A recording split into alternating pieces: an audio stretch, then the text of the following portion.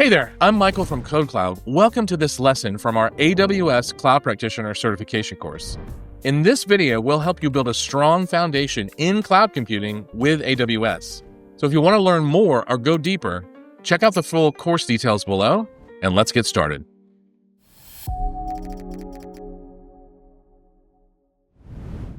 In this lecture, we're going to be talking about identity and access management. And I want to start off by going over the steps needed to create an account, because it's actually kind of important when it comes to identity and access management. So when you create an AWS account, you're going to have to provide 3 pieces of information.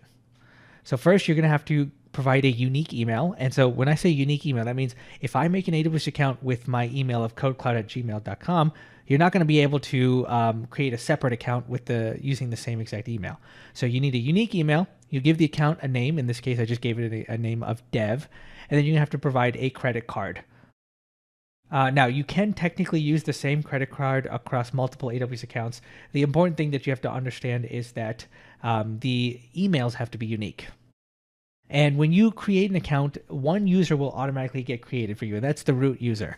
And so the root user is kind of like the most powerful user in your AWS account. It can perform any action it wants. It has access to all resources within the account. It can create anything, delete anything, and it can view anything. So it's really the King Kong of all accounts.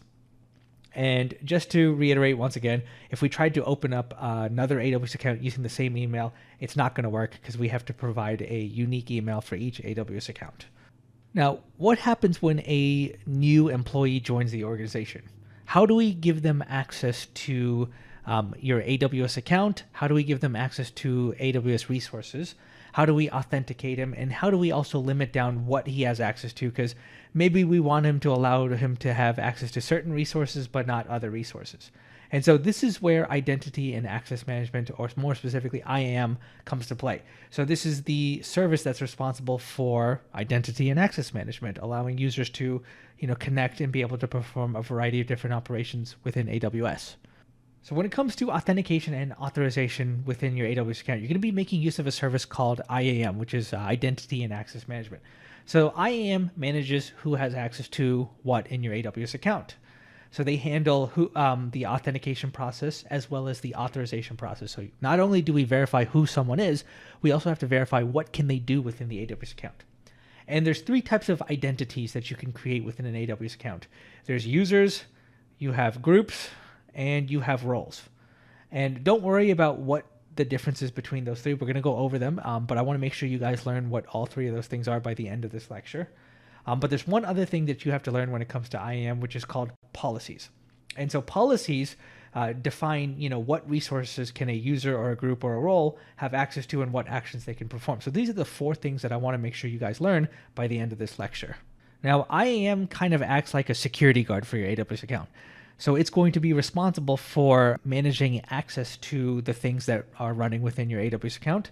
So if a user or a group or a role try to perform some sort of action, first of all, they're going to have to authenticate with IAM. So they're going to have to verify they are who they say they are.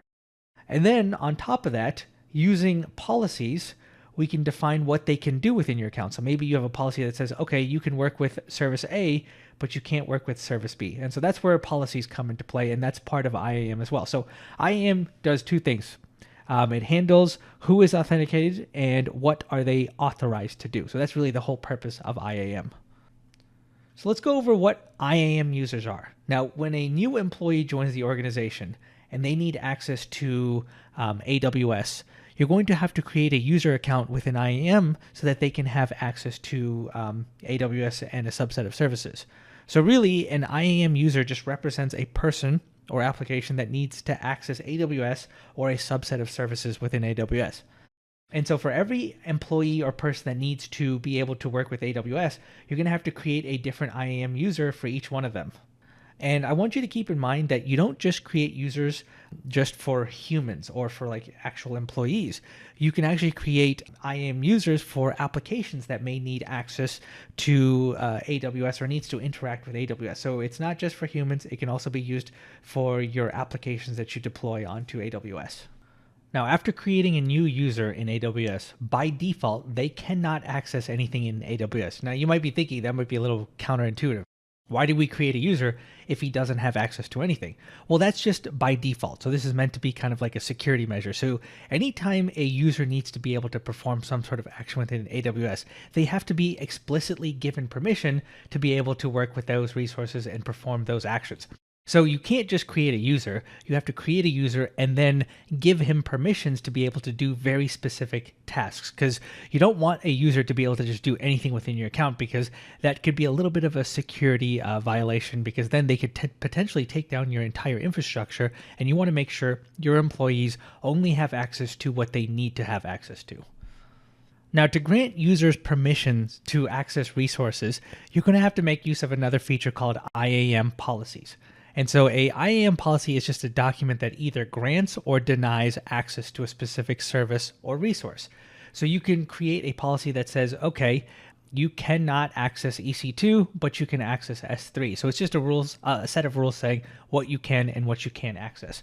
And you'll find that these rules can be very granular. So it's not just accessing a specific service. You could even go down to the specific action of a service. So maybe you can only create S3 buckets, but you can't delete S3 buckets. And so policies are very, very flexible, but you want to make sure that you follow the principle of least privilege, which means only give the bare minimum access to what your users need. So if a user doesn't need to work with EC2, well, define a policy that doesn't allow them to work with EC2. They don't need to have access to it. Don't even give them the permission to. It's always much safer to only give them access to what they absolutely need. So this is an example of a policy document. And so I'm going to break down line by line what each one of these statements and configurations actually does. So for the first thing, we've got the version. And so this is going to define the version of the policy language you're using. So for this, you just go to the IAM documentation and just figure out what is the latest version, which happens to be this one at the time of recording. Then you have statements. So these are going to be all of the different rules, and this accepts a list of rules that you want for this specific IAM policy. And we'll take a look at the first rule. And in the first rule, you have a SID, which is a statement ID, and this is just an optional identifier for your policy statement. So you could, provide something descriptive like, allow all users to access EC2 or something like that. You just give it some name that makes it a little bit more human readable. Then you have the effect. So this can either be an allow or deny, and so this is just going to determine what the policy is actually doing. So in this case, it's an allow, so it's going to allow the user to do something. But if it's a deny, then it's going to say, okay, the user cannot do something. The action is what we are allowing it to do. So in this case, we're saying we're allowing the user to do anything EC2 related, but you can get really granular with the different actions that a user can do or cannot do within these policies. And then you have the resource this is applying to. So we're saying that we want to allow the user to perform any EC2 action, and we're saying the resource this should apply on, with the little asterisk, means any resource. So this rule is going to apply to any resource within AWS. And so that's the gist of a policy statement. It's really got three things that you want to focus on, right? The effect, which is going to be allow or deny. So do you want to allow the user to do something, or do you want to deny him? Then what actions are you either allowing or denying? And then on what resources should that action be applied on? And that's it. So if we take a look at the next one, you can see we got this one called third statement. The effect is allow, so we're going to allow the user to do something. And under actions, we're going to allow the user to perform a list on S3. This is going to list out all the S3 buckets. And then it's going to allow get operations on S3, which means it's going to allow the user to retrieve objects from S3. And then the resources is going to provide a list of, in this case, S3 buckets that the user should be able to perform a list or a get operation on, which in this case happens to be only bucket 1. All right, so we've created an IAM policy. So what exactly do we do with it? Is that all we have to do? Not exactly. So when you create a user, as I mentioned in the previous slide, users by default do not have access to anything within AWS account when you create the user. And you have to assign an IAM policy to define what that user is allowed to do. So you attach the policy to a specific user, and now the user inherits all the permissions defined in the policy. So if the policy says, okay, you can't access EC2, well then he can't access EC2. And if the policy defines that he can access S3, then he can access S3. So remember, for the exam, you create users, and then you assign policies to the users, and then the user gets the permissions that are defined in the policy. Now, I mentioned this before, but I really want to hammer home this idea. And that is that when you give permissions to users, you want to make sure that you only give permissions that the user needs. So if the user needs to work with S3, then you allow that. And if they don't need to work with EC2, then make sure that you set up the permissions to not allow that, to deny EC2.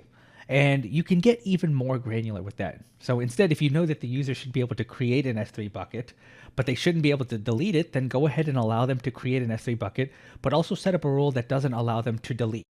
Right? You want to make sure that users are only granted the minimum permissions necessary for them to perform their job. And this is called least privilege permissions, right? Only allow what they need, nothing more. Now, every time we create a user, we're going to have to remember to assign a policy to that user so that he has the necessary permissions to do his job. And every new user, you're going to have to do the same thing. And it can be difficult to kind of remember to always assign the same policy over and over again. So if you have a bunch of users that should have similar policies, you can make use of something called groups. And so groups are nothing more than just a collection of IAM users that ideally are going to have similar IAM policies. And what they allow you to do is you can assign policies to the group, and then when you take a user and assign them to the group, guess what? They inherit the policies. And so that way, when you create a new user, all you have to do is assign them to a group, and they're going to inherit all of the policies. So that way you get a brand new member that's going to join the IT team. Okay, just add him to the IT group, and he'll have all the correct permissions by default. So it's a little bit quicker and more efficient than assigning an individual policy for each and every single user. Now, the final identity I want to talk about is roles. Now, just like we can assign a policy to a user, we can assign a policy to a role. So what is the purpose of a role? Well, a role allows a user to assume it. So what that means is the user can temporarily act like that role. And when he assumes a role, what happens is he inherits the permissions of the role. So maybe the user by default doesn't have a lot of permissions, but while he's assuming the role, he gets to inherit more permissions to be able to perform other actions. And then once he's done, he can then revert back to his original policies and permissions. I like to think of a role kind of like when you have a family. And so normally in the family, the parents are responsible for making all the decisions. The father or the mother or both of them are in charge. But let's say that the parents go out on a dinner. Well, while they're out, the oldest son decides to assume the role as the parent, so now he's kind of responsible for all of the children. He gets to make all the decisions. He gets to decide what they eat, what time they go to bed. And then once the parents come back, well, he gives that role right back up and he goes back to being a child. So that's kind of how a role works. It just allows you to assume or borrow permissions of that role for a short period of time. And so IAM roles are recommended when you need to grant access to a service on a temporary basis. Right? You need to know that for the exam. So usually when you want to grant permissions or access to a service for a short period of time or temporary basis, you can use roles for that. So let's now talk about multi-factor authentication. So normally when you try to log into AWS, you're going to provide your credentials, which is going to be your username and your password. And if your username or password ever gets leaked or a hacker gets access to it, then he can now access your account as you. So what you could do for extra security is you can make use of multi-factor authentication, and you can have a code get sent to your multi-factor authentication device or app, and then you can provide that code to AWS to be able to log in. So now if a hacker is ever able to get your credentials, he could try logging in, but at the end of the day, he won't have access to your multi-factor authentication device, and so he won't have the code and he won't be able to log in. So it's just a little bit of extra security that you can add to your account, especially since you're dealing with AWS. If somebody were ever to hack your account and get in, well, guess what? First of all, they can delete your production application, or they could even rack up a massive bill and you could wake up with a very, very large bill that you weren't expecting. So you definitely want to make sure you enable multi-factor authentication. And there's different hardware devices that you can use as your MFA device, or you can use apps on your phone. And so some of the more popular apps are like Google Authenticator or Authy. And so the way that these apps work is that you open the app and then it's going to give you a code on there, and then you just plug that code in. And that's basically how multi-factor authentication works. So it's just that extra security level, because now they would need to have access to your phone or your MFA device, which most likely they don't. Now, one more thing to note about multi-factor authentication, which is that you have to enable it on a per user basis. So that means you would have to enable it for each one of your users manually, or you can have it disabled for some of them. But I definitely recommend that you enable it for all of your users because you wouldn't want any of your users to get compromised. So just something to keep in mind for the exam, and just in general when working with AWS, each user is going to have to manually enable multi-factor authentication so that they all have that extra security. Now let's summarize everything we've covered in this lecture. So first of all, when you create an AWS account, it's going to automatically create one user for you, and that's the root user. And the root user has unlimited access and no restrictions. And you want to make sure that you don't really ever use this account. Instead, you want to create a separate user account and use that, because remember, if for some reason this account ever gets compromised, they have full access to your account. So you definitely want to avoid doing that. Now, IAM is the service that's responsible for managing access to AWS resources. A IAM user represents a person or application that needs to access AWS or a subset of services. And policies are documents that either grant or deny access to specific AWS services and resources. Groups are a collection of IAM users, and you can assign policies to groups so that all of the users within that group inherit those policies. And roles allow a user to get temporary access to a service or a resource. And finally, least privilege permission. You want to make sure you grant users or entities the minimum level of access required for them to perform their specific task, which reduces the risk of unauthorized actions or potential security breaches. If you're ready to take your cloud skills to the next level, don't miss our complete AWS Cloud Practitioner certification course on KodeKloud. With hands-on labs, interactive games, and all the guidance you need to ace the exam, you'll be well on your way to certification. So click the link below to join the course today.